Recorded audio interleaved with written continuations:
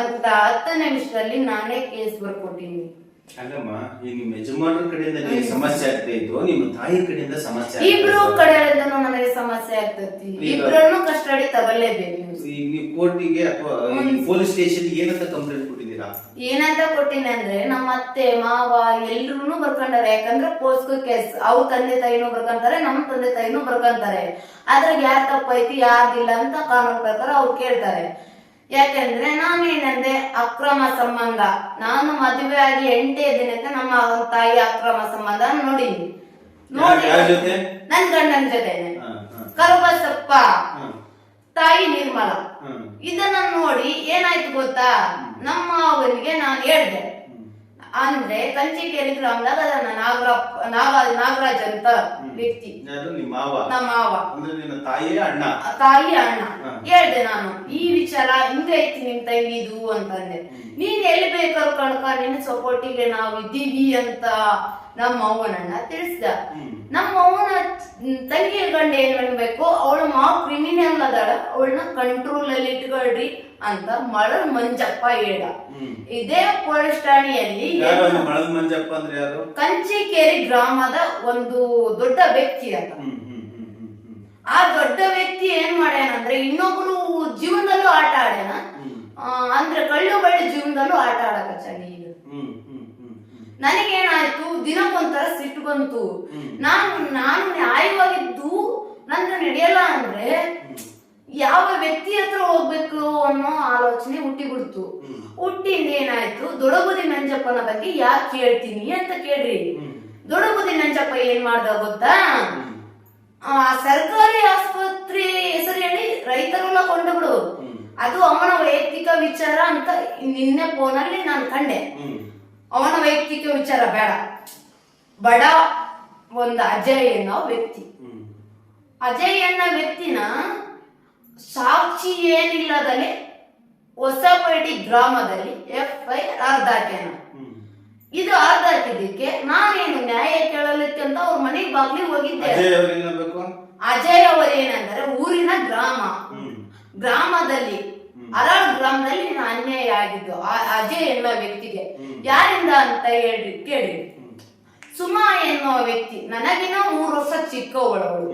ಅವಳಿಗೆ ಪ್ರಪಂಚದ ಜ್ಞಾನನೇ ಇಲ್ಲ.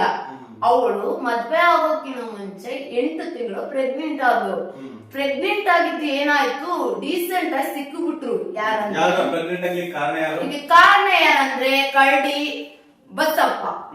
ಆದ್ರೆ ಅವರನ್ನ ಸಿಗಿಸಿದ್ದು ಯಾರು ಗೊತ್ತಾ, ಅವರು ರೊಕ್ಕದ ಟ್ರೀಟ್ಮೆಂಟ್ ಮೇಲೆ ಇದ್ರು, ಲಂಚದ ಮೇಲೆ. ಅಂದ್ರೆ ಲಂಚದ ಮೇಲೆ ಇದ್ದಾಗ ಈ ವ್ಯಕ್ತಿನ ರೆಡ್ ಹ್ಯಾಂಡ್ ಆಗಿ ಹಿಡ್ದಾಕ್ಬಿಟ್ರು. ಯಾಕಂದ್ರೆ ಅಪರಾಧಿ ಊರಲ್ಲಿದ್ದಾನೆ, ನಿರಪರಾಧಿನ ಬಳ್ಳಾರಿ ಜೈಲಿಗೆ ಹೋಯ್ತು. ಅದಕ್ಕೆ ನೀವು ಕಾನೂನು ಪ್ರಕಾರ ಒಂದು ಕೇಸ್ ಕೊಟ್ಬಿಟ್ಟು ನೀವು ಮುಂದುವರಿಸಬಹುದಾಗಿತ್ತಲ್ಲ. ಕೊಡ್ತಿದ್ದೆ. ಕಾನೂನಿನಲ್ಲಿ ಲಂಚ ಲಂಚ ಲಂಚ ಲಂಚವಿದ್ರೇನೆ ಎಲ್ಲ ಅನ್ನೋದು ಯಾಕೆ? ಬಡವರಿಗೆ ನ್ಯಾಯನೇ ಇಲ್ವಾ? ಅವರಪ್ಪ ಬಸಪ್ಪ ಹಿಂಗೈತಿ ಕೈ, ಈಗೂ ಹೋದ್ರು ಕೂಡ ಸಾಕ್ಷಿ ಸಿಗುತ್ತೆ. ಯಾಕಂದ್ರೆ ಅವರ ಅಮ್ಮ ಕಟ್ಟಿನ ಕಂದಿ 4 ಲಕ್ಷ ಖರ್ಚು ಮಾಡಿ ವರ್ಷದ ಒಳಗೆ ಬಿಡಿಸ್ಕೊಂಡ್ ಗೊತ್ತಾ. ಆ ಹುಡುಗಿ ಏನಾದ್ರೂ ಮಾಡಿದ್ವಿ ನಾನ್ ಕೊಡಿಸ್ತೀನಿ ನ್ಯಾಯನ ಅಂತಂದು ಕಾನೂನು ಕೈ ತಗೊಂಡ್ಬಿಡ್ತು. ಆತ ದೊಡಬುದಿ ನಂಜಪ್ಪ ಊರಿಗೆ ಬಂದು ವಿಚಾರಣೆ ಮಾಡಿ ಕಸ್ಟಡಿ ತಗೋಬೇಕಲ್ಲ ಸರ್. ಊರಿಗೆ ಬಂದು ಕಸ್ಟಡಿ ಕೇಸ್ ತಗೊಳಿಲ್ಲ ಅವನು. ಅಲ್ಲೇ FIR ಅರ್ಧ ಯಾಕರ್ಧ ಲಂಚವಿದ್ದಲ್ವಾ? ಇದ್ರೆಲ್ಲ ಗೊತ್ತಾಗಲ್ಲ ಸರ್, ನೀವು ಮೀಡಿಯಾದವರು ಇದ್ರಲ್ಲಿ ಗೊತ್ತಾಗಲ್ವಾ ನಿಮ್ಗೆ? ನಮ್ಮ ಹತ್ರಕ್ಕೆ ಬಂದ್ರೆ ನ್ಯಾಯ ಸಿಗುತ್ತೆ ಅಂತ ಯಾರು ಹೇಳಿದ್ರು? ನ್ಯಾಯ ಸಿಗುತ್ತೆ ಅಂತ ನಿಮ್ಮ ಒಂದು ವಿಡಿಯೋ ನೋಡಿದೆ, ನೀವ್ ಮಾತಾಡುವಂತ ರೀತಿ ನೋಡಿದೆ. ನನಗೆ ಇಲ್ಲಿ ನ್ಯಾಯ ಸಿಗೋದಿಲ್ಲ. SS ಮಲ್ಲಿಕಾರ್ಜುನ ಅನ್ನೋ ವ್ಯಕ್ತಿ ಆತನಿದ್ದ ನನಗೆ ಒಂದು ವಿಚಾರ ತಿಳಿತು. ಏನಂದ್ರೆ ಮಹಿಳಾ ಸಂಘದ ಅಧ್ಯಕ್ಷ ಆತ, ಕೂಡ್ಲಿಗಿ ಗ್ರಾಮ. ಆತ ಈಗ ಪ್ರೆಸೆಂಟ್ ಮಾಡಕ್ ಹಚ್ಚಿರೋ ಡ್ಯೂಟಿ. ಆತನ ಊರು ಕೋಡಳ್ಳಿ ಗ್ರಾಮ. ಆತ ನೋಡಕಷ್ಟೇ ಸಾಧಾರಣ ವ್ಯಕ್ತಿ, ನ್ಯಾಯದ ಪರನೆ ಸಾಯ್ತಾನಂತ. ಸತ್ತರೂ ಕೂಡ ನ್ಯಾಯ ಬೇಕು ಅಂತ ನನ್ನ ವಿಚಾರದಲ್ಲೂ ಕೂಡ ಬಂದಿದ್ದ. ನನಗೆ ನ್ಯಾಯ ಒದಗಿಸ್ಬೇಕು ಅಂತ ಆತ ಹೇಳಿದ. ನಮ್ಮ ಊರ ಗ್ರಾಮಸ್ಥರು ಏನು ಮಾಡಿದ್ರು ಗೊತ್ತಾ, ಕೆವಿ ಕೊಟ್ರಪ್ಪ ಅಂತ, ಕೆವಿ ಅದನ ಆತ ಕೊಟ್ಟೂರು ಗ್ರಾಮದಲ್ಲಿ ಅದಾನ. ಆತ ಬಂದು ಒಂದು ಕ್ವಶನ್ ಕೇಳಿದ ನನ್ನ, ಅದೇ ಪೊಲೀಸ್ ಠಾಣೆಯಲ್ಲಿ ಯಾಕೆ ಕೇಸ್ ಕೊಡಕ್ ಹಚ್ಚಿ ನೀನು ಈ ವಿಚಾರದಲ್ಲಿ ನಾನೆಲ್ಲ ಮತ್ತೇನು ಒಡಿಸ್ಕೊಂಡ್ ಬಂದಾಗೆ ಮಾತಾಡಕ್ ನಿಮಗೆ ಮಕ್ಕಳಿಲ್ಲ ಅಂದ್ರೆ ಈಗ ಯಾಕೆ ಬಂದಿರಿ ಅಂತ ನಾನು ಕೇಳಿದೆ. ಯಾಕಂದ್ರೆ ಕೇಳುವಂತ ರೈಟ್ಸ್ ನನ್ನಲ್ಲಿತ್ತು. ಯಾಕಂದ್ರೆ ದೊಡಬೂದಿ ಗೋಣಪ್ಪ ಅಂತ ಇದ್ದ ಹಿಂದಿನ ರಾಜಕಾರಣಿಯಲ್ಲಿ. ದೊಡಬೂದಿ ಗೋಣಪ್ಪ ಏನು ಮಾಡ್ತಿದ್ದ ಗೊತ್ತಾ, ಯಾರನ್ನೂ ಇದಕ್ಕೆ ಹತ್ತಿಸ್ತಿದ್ದಿಲ್ಲ. ಯಾಕೆ ಅಂದ್ರೆ ಆತನಲ್ಲಿ ನ್ಯಾಯ ಸಿಗ್ತತಿ ಎನ್ನುವ ವಿಚಾರ ಗೊತ್ತಿತ್ತು. ನಮ್ಮ ಊರು ಅರಾಳು ಗ್ರಾಮಕ್ಕೆ ಗೊತ್ತಿತ್ತು. ಆತ ದೊಡಬೂದಿ ಗೋಣಪ್ಪ ವಯಸ್ಸಿನಲ್ಲಿ ಚಿಕ್ಕವನಾದ್ರೂ ಚಿಂತಿಲ್ಲ, ದೊಡ್ಡ ವ್ಯಕ್ತಿಯಾಗಿ ಬೆಳೆದ. ಅವನ ಸೊತ್ತ ಮೇಲೆ 10-15 ವರ್ಷವಾದಾಗ ಅದನ್ನ ಹೆಸರು ಎತ್ತರಕ್ಕೆ ಬೆಳೆಸಕಚ್ಚೇವಿ ನಾವು. ಯಾಕಂದ್ರೆ ಆತಗೆ ನಾನು ಎಂದಿದ್ದರೂ ಚಿರಋಣಿಯಾಗಿರುತ್ತೇನೆ ಅಂತ ಯಾಕೆ ಹೇಳ್ತೀನಿ ಗೊತ್ತಾ, ಆತ ಇದ್ದಾಗ ಯಾವ ಮಹಿಳೆ ಕೂಡ ಅನ್ಯಾಯ ಆಗಿದ್ದಿಲ್ಲ, ಯಾವ ಗಂಡು ಮಕ್ಕಳಿಗೂ ಅನ್ಯಾಯ ಆಗಿದ್ದಿಲ್ಲ, ಯಾವ ಹಿರಿಯ ಜೀವಕ್ಕೂ ಅನ್ಯಾಯ ಆಗಿದ್ದಿಲ್ಲ, ಯಾರೊಂದಿಗೂ ಅನ್ಯಾಯ ಆಗಿದ್ದಿಲ್ಲ. ಯಾಕೆಂದ್ರೆ ಆತೆ ಕಾನೂನು ಆತೆ ಅಪ್ಪ ಅಂತ ಊರಲ್ಲಿ ಮೆರೆಸ್ತಿದ್ದ. ನೀನ್ ಅನ್ಯಾಯ ಮಾಡಿ ಅಂದ್ರೆ ನಿನ್ನ ಒಬ್ಬನೇ ಹೊಡೆಯಲ್ಲ, ನೀನು ನ್ಯಾಯ ಮಾಡಿ ಅಂದ್ರೆ ನಿನ್ನ ಒಬ್ಬನೇ ಹೊಡಿತಿದ್ದಿಲ್ಲ, ಇಬ್ರನ್ನು ಹೊಡೆದು ಕಂಟ್ರೋಲ್ ತಗೊಂತಿದ್ದ. ಆತ ಲಂಚವೆನ್ನುವ ಪದನ್ನೇ ಮರೆಸಿಬಿಟ್ಟಿದ್ದ ಊರು ಗ್ರಾಮದಲ್ಲಿ. ಈತ ಅವರ ಮನೆ ರಿಲೇಷನ್ ನಂಜಪ್ಪ, ಈತ ಲಂಚವಿದ್ರನೆ ಎಲ್ಲ ಅಂತ ಮೆರೆಯಲಿಕ್ಕೆ ಪ್ರಾರಂಭ ಮಾಡಿದ. ಮೆರೆಯಲಿಕ್ಕೆ ಪ್ರಾರಂಭ ಮಾಡಿದಾಗ ಏನಾಯ್ತು, ಸತೀಶ್, ಡಾಕ್ಟರ್ ಸತೀಶ್ ಆತ ಇನ್ನೊಂದು ತಿಂಗಳಲ್ಲಿ ಡಾಕ್ಟರ್ ಆಗ್ತಾನೆ ಎನ್ನುವ ವಿಚಾರ ತಿಳಿದ ಮೇಲೆ ಆತ ಆಕ್ಸಿಡೆಂಟ್ ಆಗಿ ಸತ್ತ. ಪಾಪ ಯಾರನ್ನು ಬಿಡುತ್ತೆ ಸರ್, ಯಾರನ್ನು ಬಿಡುವುದಿಲ್ಲ. ಈಗ ನನ್ನ ತಾಯಿ ಮಾಡ್ಯಾಳ ಕರೆಕ್ಟು, ನಾನು ಒಪ್ಪಿರ್ತೀನಿ. ಅವಳಿಗೂ ನಮ್ಮ ತಮ್ಮ ಇಬ್ಬರದರ, ಗಣೇಶ ದರ್ಶನ್ ಎನ್ನುವ ವ್ಯಕ್ತಿ. ನನ್ನ ತಮ್ಮ ಕಟ್ಟಿನ ಕಂದಿ 50 ಕುರಿ ಮಾಡ್ಯಾನ. ಅವನ್ ಜೀವನದಲ್ಲೂ ಆಟ ಆಡಿದ್ರೆ ನಾನೇನ್ ಮಾಡ್ಲಿ, ನನ್ನ ಜೀವನ ಹಾಳಾಗಿ ಹೋಗ್ಲಿದ್ದು. ಇನ್ನೊಬ್ಬ ಸಣ್ಣ ತಮ್ಮ ಆದನ, ಅವನು ಈಗ SLC ಇರ್ಬೇಕಾಗಿತ್ತು, ಅವನ ಜೀವನದಲ್ಲಿ ಆಟ ಆಡ್ಬಿಟ್ರೆ ನನ್ನ ತಾಯಿ ಯಾರನ್ನಾದ್ರೂ ಮನಸ್ಸಿ ಅಂತ ನಾನು ಈಗ ಮುಂದುವರಿಲಿಕ್ಕೆ ಯಾಕೆ ಬಂದಿನಿ ಅಂದ್ರೆ, ನನ್ನ ತಂದಿನ ಆ ವಿಚಾರವಾಗಿ ಚಿಕ್ಕಮಗಳೂರಿಂದ ನನ್ನ ಅಕ್ಕನ ಗಂಡ ಮಂಜಪ್ಪ ಎನ್ನೋ ವ್ಯಕ್ತಿ ಒಡ್ಕಂತ ಬಂದಿಂದ ಏನಾಯ್ತು, ಅರಾಳು ಗ್ರಾಮಕ್ಕೆ ಬಂದಾಗ ನಮ್ಮ ಅಪ್ಪಾಜಿ ನೀರ್ ಕಟ್ಟಲಿಕ್ಕೆ ಅಂತ ಹೋಗಿ ಕೇಸ್ ಕೊಡೋಕಂತ ಹೊಂಟಿದ್ದ ಮತ್ತಾಳಿ ಕ್ರಾಸ್ ಮೇಲೆ. ಅವಾಗ ಏನಾಯ್ತು ನನ್ನ ಗಂಡ ಹೋದ. ನಾನು ಹಿಂದೆ ಕೂಡ ನನ್ನ ತಂದೆನ ಎಲ್ಲಿ ಬಿಡಬಾರ್ದು, ಇವ್ರು ಮೋಸಗಾರರಾದರ ಅಂತ ನನಗೆ. ಯಾಕೆಂದ್ರೆ ವಿಷದ ಜಂತನ್ನೇ ಸಾಕಿದ್ದ ನಮ್ಮಪ್ಪ. ಹುಟ್ಟಿದಾಗಲೂ ನನ್ನ ಮನೆಯಲ್ಲೇ ಇದ್ರು. ಯಾಕೆಂದ್ರೆ ಅವ್ರ ಬಗ್ಗೆ ನಾನೆಲ್ಲ ತಿಳ್ಕೊಂಡಿದ್ದೆ. ಇವ್ರು ಏನ ಮಾಡೋಕು ಏಸ್ತರು, ಈ ಊರಲ್ಲಿರೋರು ಅಂತವ್ರೆ, ದೊಡ್ಡ ದೊಡ್ಡ ವ್ಯಕ್ತಿಗಳು ಅಂತವ್ರೆ ಅಂತ ನನಗೆ ತಿಳಿದ ತಕ್ಷಣ ನಾನು ನಮ್ಮಪ್ಪನಿಂದ ಹೋದೆ. ನನ್ನ ತಾಯಿ ಕೂಡ ಇದ್ದ. ನನ್ನ ತಾಯಿ ಇದ್ದಾಗ ಹಿಂಗ್ ಹೊಡೆಯಕ್ ಹಚ್ಚಿದ್ರು ನಮ್ಮ ಅಪ್ಪಾಜಿನ. ಬಿಡಿಸ್ಕೋಬೇಕು ತಾನೆ, ತಾಳಿ ಕಟ್ಟ್ಯಾನ ಅವಳಿಗೊಂದು ₹100 ಇವತ್ತು ಈ ಸೀರೆ ಬೇಕಂದ್ರೆ ಅವತ್ತು ಸೀರೆ ತಂದು ಕೊಟ್ಟಾನ, ಇವತ್ತು ಇಷ್ಟು ರೊಕ್ಕ ಬೇಕಂದ್ರೆ ಅಷ್ಟು ರೊಕ್ಕ ತಂದು ಕೊಟ್ಟಾನ. ಕಟ್ಟಿ ಕಂಡಿ ಎಮ್ಮೆಲಿಯಾಗಿ ಕೊಟ್ಟೂರು ಗ್ರಾಮದಲ್ಲಿ. ಆ ಗ್ರಾಮದಲ್ಲೂ ಕೂಡ ನಮ್ಮಪ್ಪ ಸತ್ತಾಗ 10 ಇದನ್ನ ಮಾಡ್ಯಾರ. ಅದಕ್ಕೆ ನನ್ನ ಗಂಡನ ಒಂದು ವಿಷಯ ಹೇಳ್ದ, ನನ್ನ ತಂದೆ, ನನ್ನ 2 ಮಕ್ಕಳು ನಾ ಬಿಟ್ಟು ಹೋಗ್ಬಿಡಪ್ಪ, ನೀನು ನಮ್ಮ ಜೀವನದಲ್ಲಿ ನೀನ್ ಬರ್ಬೇಡ ಅಂತ 50 ಓಮೇಶಪ್ಪ ಅವರು 50 ಜನರಲ್ಲಿ ನನ್ನ ತಂದೆನೇ ಅವ್ನ ಕಾಲಿ ಬಿದ್ದ, ಅವನು ಸಾಕಿದ್ದ. ಆ ಕಾಲಿ ಬಿದ್ದಾಗ ಏನಾಯ್ತು, ಈ ಊರಲ್ಲಿ ನನಗೆ ನ್ಯಾಯ ಸಿಗಲ್ಲ ಅಂತಂದು ನಾನು ಕಣ್ಣೀರಾಕ್ತೆ. ನನ್ನ ಕಳ್ಳು ಬಳಿ ಕೂಡ ಕಣ್ಣೀರಾಗ್ತಲ್ಲಿ.